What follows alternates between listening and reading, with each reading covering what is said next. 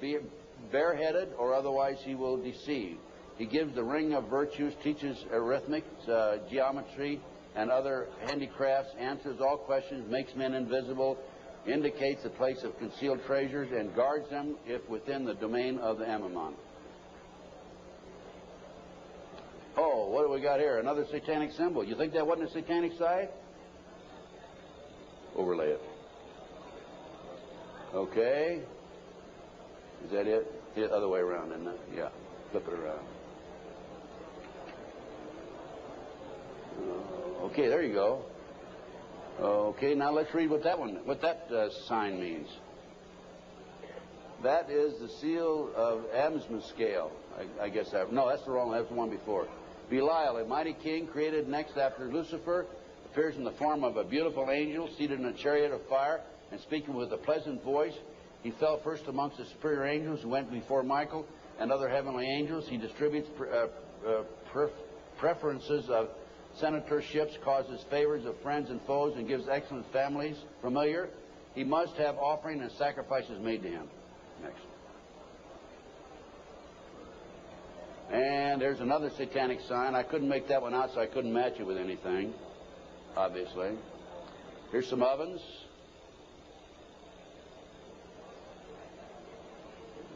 That was a large circle with a number of signs in it, a lot of writing. We couldn't get up high enough that we could take a good picture of it. Next. And let's put that back a minute. That's another case. Okay, nothing came of that.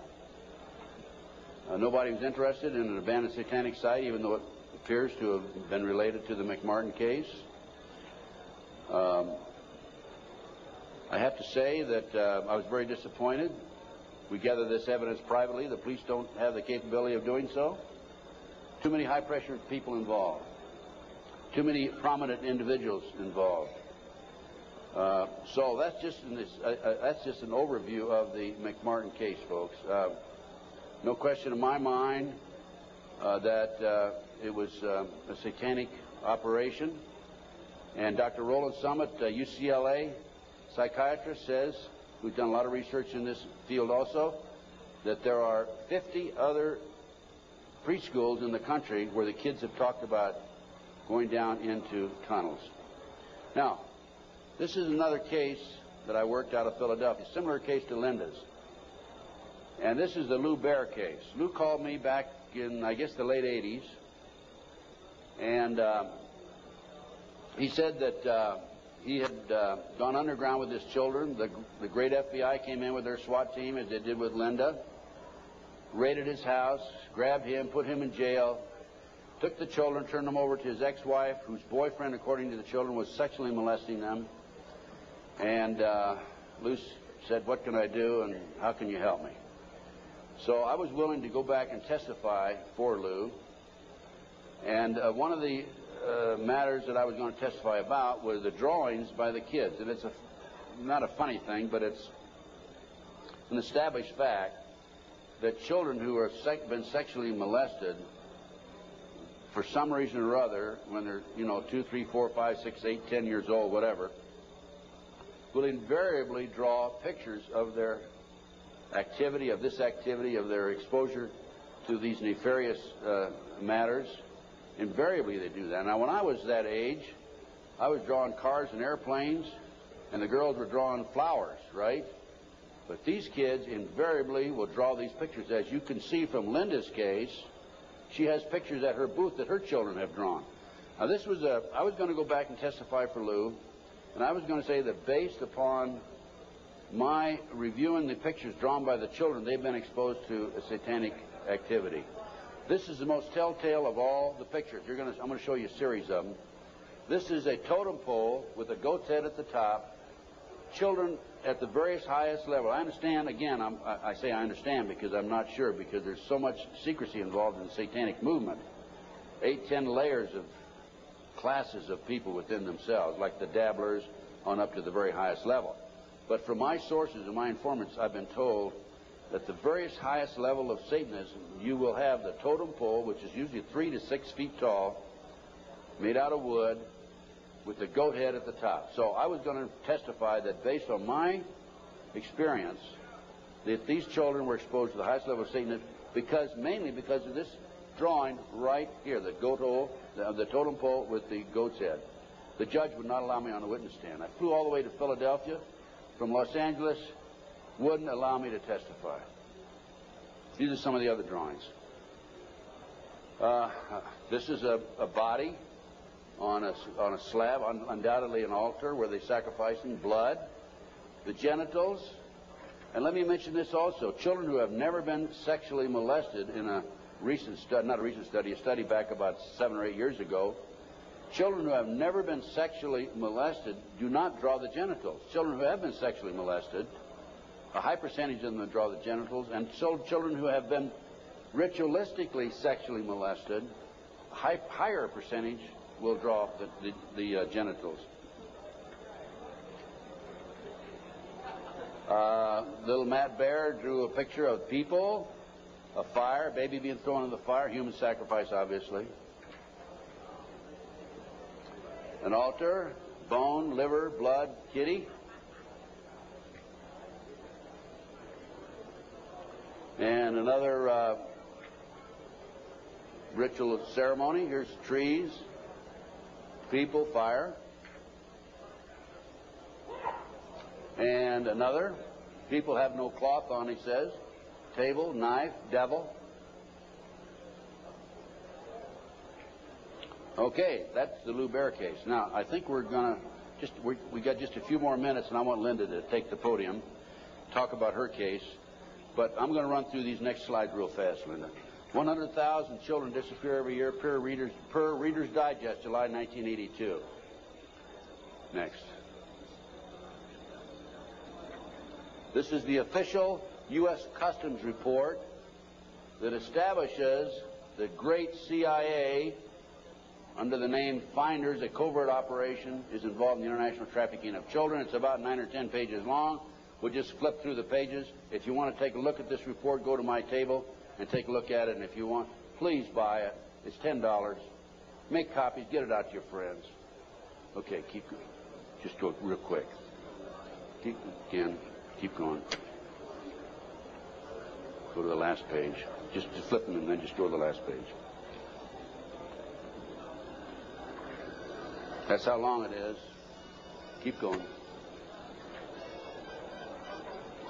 And some more. That's it. Okay. The way this case came about is a group of children were seen in a park in Tallahassee, Florida in 1987. The police were called.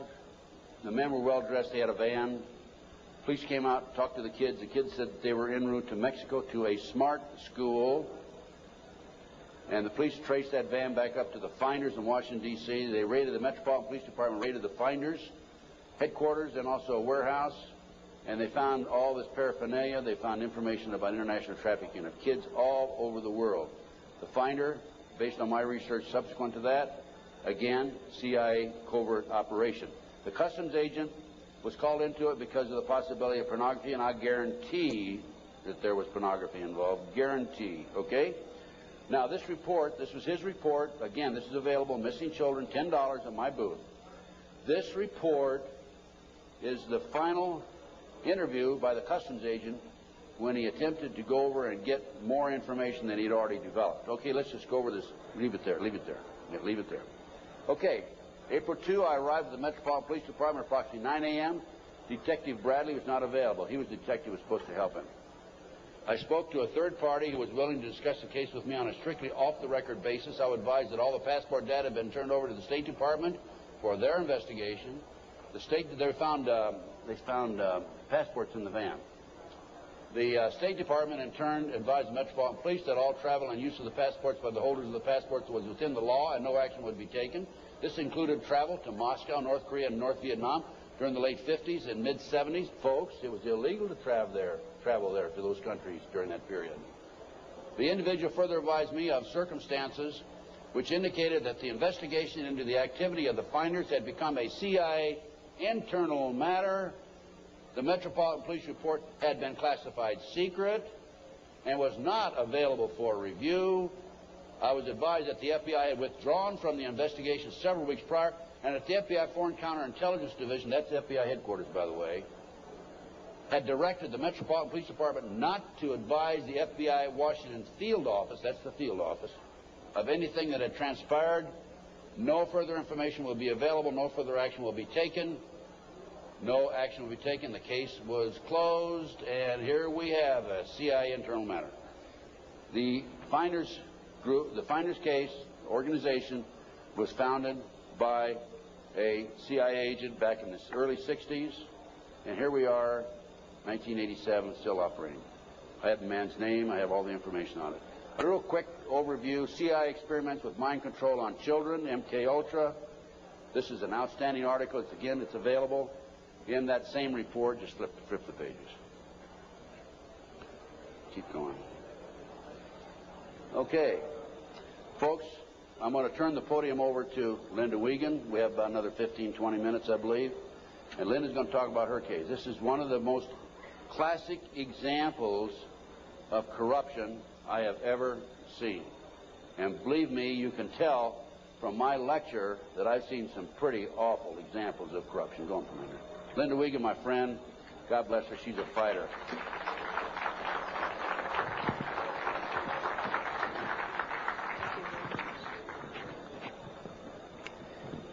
Thanks.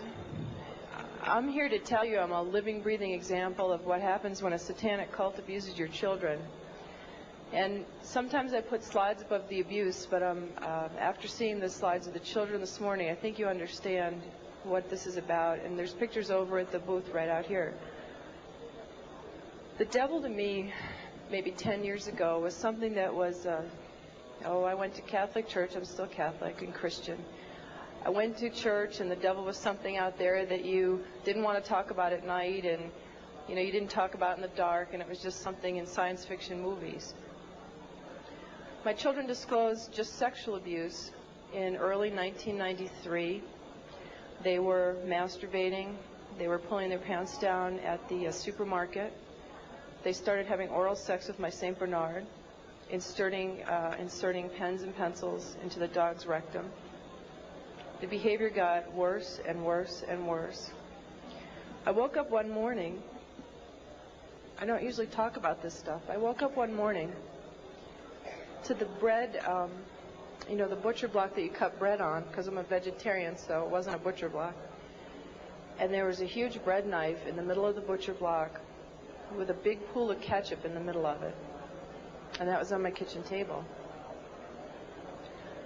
And I said to my children, what is this? Who did this? What does this mean? And my son John said, Mom, this is some of the things that we have to see and that have been done to us. I knew I had a big, big problem, and I had no idea what it was called. I called all over the country. I had children's drawings for the police. My husband was under arrest for sodomy and oral sex with my children. And I had all kinds of drawings that had circles and people with, there was black candles always in the middle of these tables, and all this oral and anal sex pictures. And I went to the Catholic Church, and I said, I don't know what this is, but it seems to me these drawings are significant. There are all kinds of symbols I don't understand, and devil heads and goat's heads, and I had no idea I did not know what satanic ritual abuse was. Church asked me if I ever had a psychiatric exam. And I said, actually, I'm completely sane. I just know that there's symbols in these pictures. No one would help me. Even though there was a prosecution going on, they said if you ever bring up satanic ritual abuse, your credibility is lost and you'll just be a kook and it doesn't exist and it's not organized in America. Just focus on child sexual abuse. So I took my children to a child sexual abuse hospital. And while they were being treated, and I had legal custody of my children, and my husband and his lawyers, and the judge found out my children